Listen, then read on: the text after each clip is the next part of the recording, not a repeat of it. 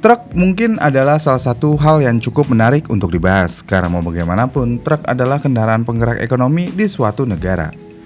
Dari zaman dulu sampai saat ini, truk adalah kendaraan paling krusial yang pernah ada, dan bentuk truk ya bermacam-macam. Namun yang paling kelihatan bentuk truknya adalah di bagian depannya. Truk ada yang memiliki moncong, ada juga yang tidak memiliki moncong. Pada zaman dulunya, truk yang memiliki moncong sebenarnya banyak ditemukan di Indonesia, bahkan hampir semua truk begitu. Namun semakin modernnya zaman, truk bermoncong mulai ditinggalkan khususnya di Indonesia. Di Indonesia sendiri, truk bermoncong saat ini sudah tidak kelihatan lagi, dan produsen pun tidak ada yang menjual truk bermoncong. Yang berarti, truk yang ada di Indonesia semuanya jenisnya cab over atau tanpa moncong atau pesek. Ini berbeda dengan beberapa negara, misalnya katakanlah Amerika. Di Amerika, truk-truknya masih menggunakan moncong. Truk bermoncong atau long nose terlihat lebih keren, dan yang pasti tentu aja lebih aman untuk pengemudinya, karena moncong mau bagaimanapun adalah alat utama untuk meredam benturan. Pertanyaannya, kenapa truk di Indonesia semuanya jenisnya cab over atau tanpa moncong? Sebenarnya hal ini bisa terjadi karena banyak aspek yang terlibat, misalnya kondisi infrastruktur jalannya. Indonesia adalah negara yang memiliki jaringan jalan yang sangat beragam, mulai dari jalan raya besar hingga jalan desa yang biasanya sempit. Di banyak wilayah, terutama daerah pedesaan dan perkotaan padat, lebar jalan sering tidak memadai untuk kendaraan besar dengan dimensi panjang seperti truk bermoncong atau long nose.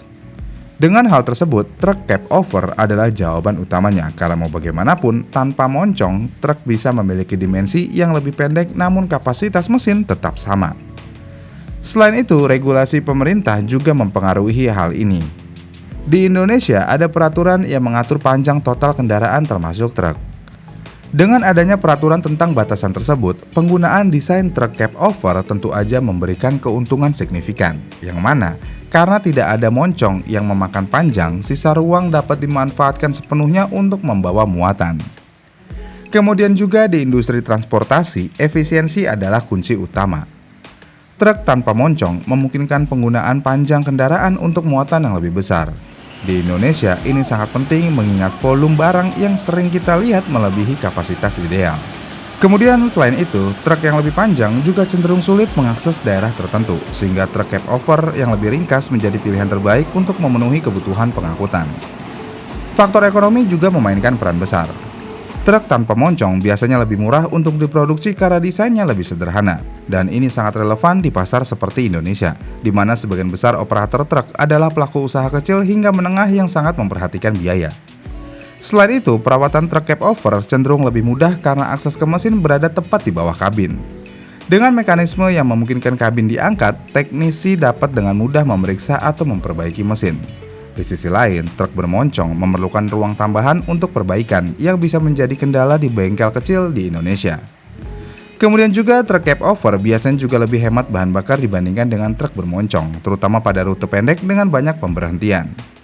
Dengan desainnya yang lebih ringan dan kompak, ini tentu aja dapat mengurangi konsumsi bahan bakar. Dan di Indonesia, di mana harga bahan bakar menjadi perhatian utama bagi operator, efisiensi ini menjadi salah satu faktor penting dalam pemilihan kendaraan.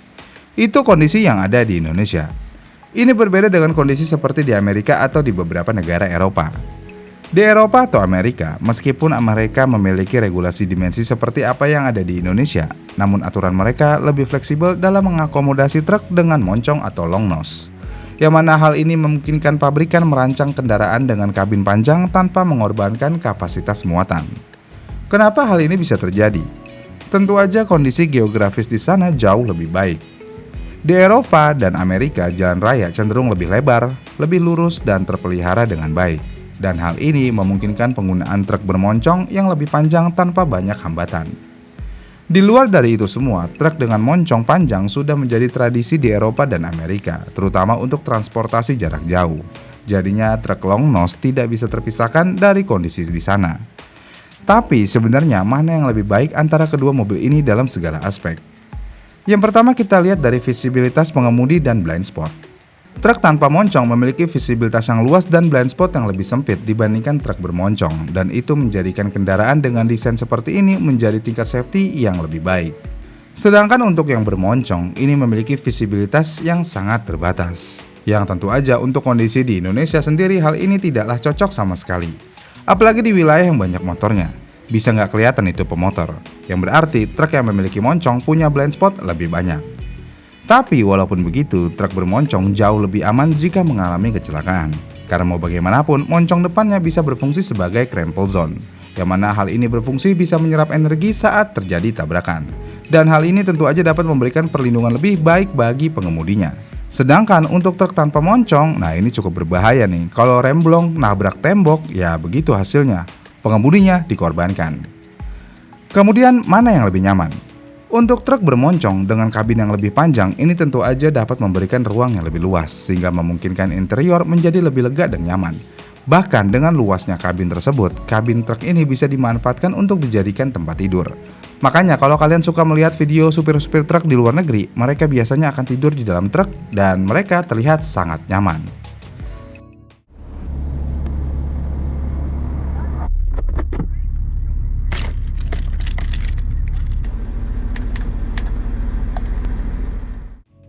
Cukup nyaman ya. Ini kan berbeda banget dengan truk yang tanpa moncong. Truk tanpa moncong tidak memiliki itu semua, yang berarti kabinnya sangat sempit, bahkan joknya tidak bisa di reclining, yang mana posisinya ya udah begitu aja. Yang berarti juga truk jenis ini hanya cocok untuk jarak dekat aja, tidak direkomendasikan untuk perjalanan jauh.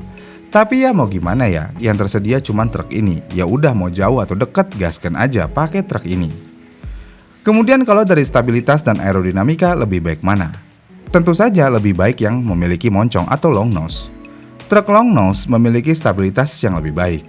Desain long nose ini berarti hal ini dapat meningkatkan aerodinamis, yang mana truk hanya memiliki sedikit hambatan. Ini berbeda dengan truk tanpa moncong. Hambatannya cukup besar, apalagi di bagian depannya, kotak doang. Truk ini tidak ada aerodinamisnya sama sekali. Makanya banyak yang menggunakan aksesoris tambahan di atas kabin untuk memberikan sensasi kalau mobil tersebut ada aerodinamisnya. Padahal hal tersebut tidak berpengaruh. Berpengaruh sih, tapi sedikit. Kemudian terakhir, keunggulan yang paling signifikan dari truk moncong adalah suhu yang lebih nyaman di dalam kabin. Dengan mesin yang berada di luar kabin, ini tentu aja tidak membuat suhu panas mesin masuk ke dalam kabin. Selain itu, suara berisik juga nggak terlalu bergemuruh seperti di truk tanpa moncong. Sebaliknya, di truk tanpa moncong, semua itu bagaikan mimpi buruk. Kabin panas, apalagi AC-nya yang rusak, bergetar di mana-mana, suara di dalam kabin, mesin doang, dan lainnya. Ya intinya bisa dibilang truk bermoncong atau long nose sebenarnya jauh lebih baik daripada yang tanpa moncong. Tapi sayangnya di Indonesia sendiri tidak bisa digunakan sama sekali truk jenis ini mengingat jalanan yang ada di sini cukup sempit. Terlebih lagi siapa yang mau membeli truk jenis ini? Karena harganya ya sangat-sangat mahal, perawatannya pun juga sangat mahal. Perawatan truk tanpa moncong yang tergolong murah aja banyak yang tidak dirawat yang mengakibatkan mobil sering mengalami masalah seperti remblong, tidak bertenaga dan ngebul. Apalagi ngerawat truk bermoncong, ya makin gak kerawat karena perawatannya jauh lebih mahal. Truk moncong atau long nose memiliki kelebihan yang signifikan jika dibandingkan dengan truk yang tidak memiliki moncong. Tapi menariknya adalah, di balik kelebihan yang ada, tapi di Amerika, truk long nose sudah mulai ditinggalkan juga dengan berbagai alasan. Mungkin kita akan bahas di video berikutnya. Gimana nih menurut kalian? Komen di kolom komentar di bawah ya, dan sampai jumpa di video selanjutnya.